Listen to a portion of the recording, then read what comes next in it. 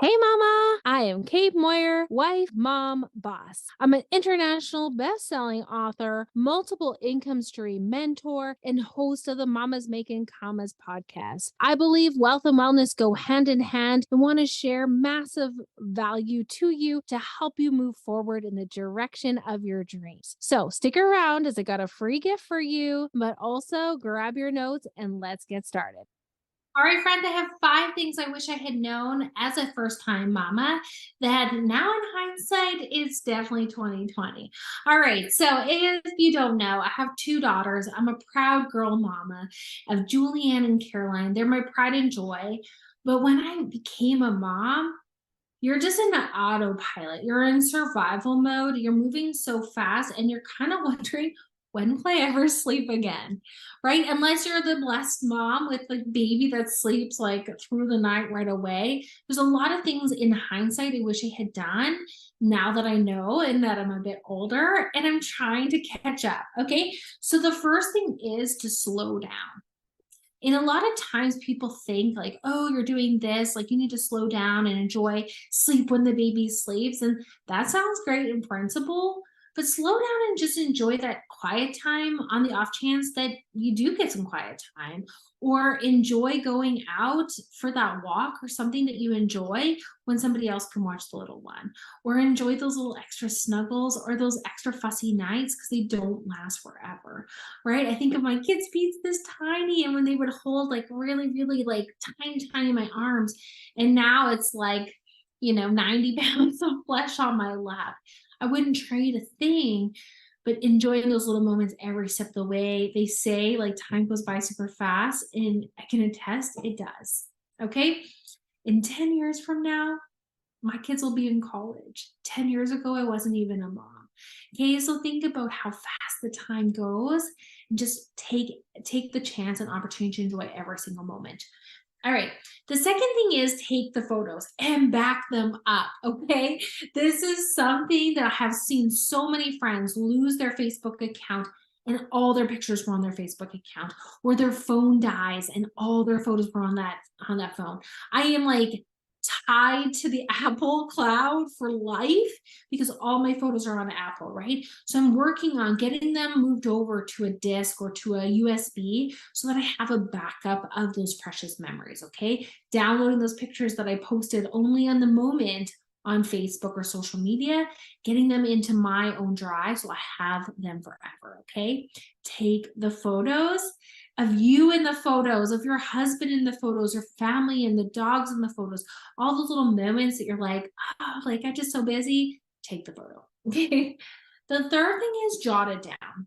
So I started this process this summer, and these are 2 little journals. I have one for Julianne, one for Caroline. They're not super fancy, but I'm just going through and writing down the day I found out I was pregnant, the journey of being pregnant, their first day they were born, who was there with them, what time were they born, all these little details that over time you kind of forget the little moments. So now I'm going backwards 9 years worth, okay, for 2 kids, trying to go from photos like an archive to compile their 18 years of life. So my hope is before her 10th birthday, I will be caught up to 9 so that then I can move forward. But really, it's just taking the moment, the littlest things. Like, I remember when you used to do this, and it was just the cutest thing. Like, Caroline used to call steak snake. I would like some snake, please.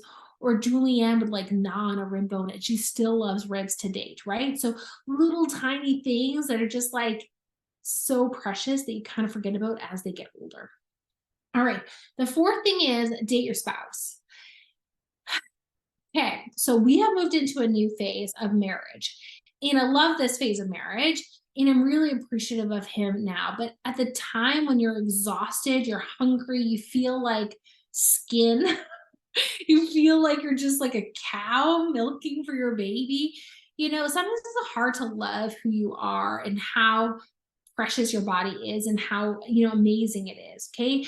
And if you adopted the energy that it took to raise that human, there's so many things about our bodies and our relationships that I think sometimes we forget about, and we just expect like they'll be there forever.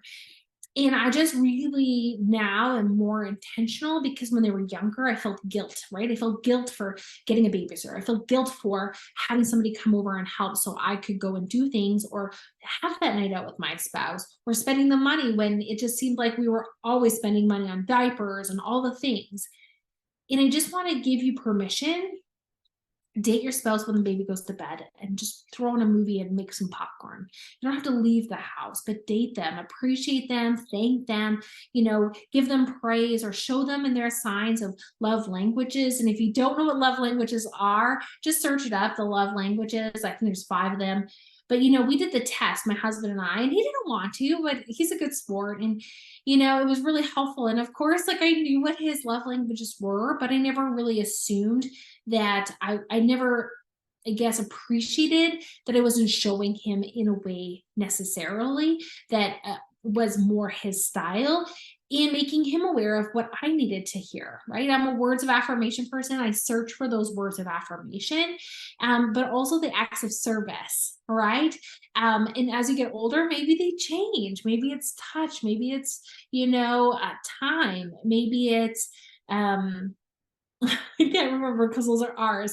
But, just remembering that everybody needs different things in a relationship, being aware of it and dating them, saying, hey, you look great today, or I love that shirt on you, or thanks so much for doing that. That's really helpful. Like just showing appreciation really goes a long way, right? It makes us feel good. So, and the last one is just keep it simple. Okay. And I have a lot of friends that are having kids, and, I'm a little older and kind of a bit more set in my ways, if you will. But one thing that I find is like, don't stress the small stuff. And maybe somebody's not going to do it perfectly the way that you want them to do it. But if they're helping you and willing to help you, like accept their help, because there's going to be a time when you're just like, just wish somebody would. But guess what? If you've told them so many times, oh, you didn't do it the way I like, well, they're going to stop doing it. Okay. My husband doesn't make food very often. You know why? Because when I was young and like dumb, let's be honest, I was dumb in a relationship. I would come home from work and in the morning I'd be like, yeah, we're gonna have like spaghetti for dinner and salad. And then on my way home from work, I'm tired, I'm grouchy, I had a terrible day at work, and I come home and be like, I don't want to eat spaghetti. I want to eat chicken salad. And he's like, okay, like it's just like I already started spaghetti, right? And I was just so caught up in my own self, dumb, really, that I forgot to say thank you, and I forgot to keep it simple. And food is sustenance, right? And like, hey, you like change laundry, like that's awesome, right? Like celebrate the small things, dial it down a notch, like the Instagram influencer people, like you're amazing, but I don't have time to make little cute sandwiches with like star-shaped grapes or whatever, right? And have everything perfect and made from scratch. Everything is like neat and tidy in our perfect house. No.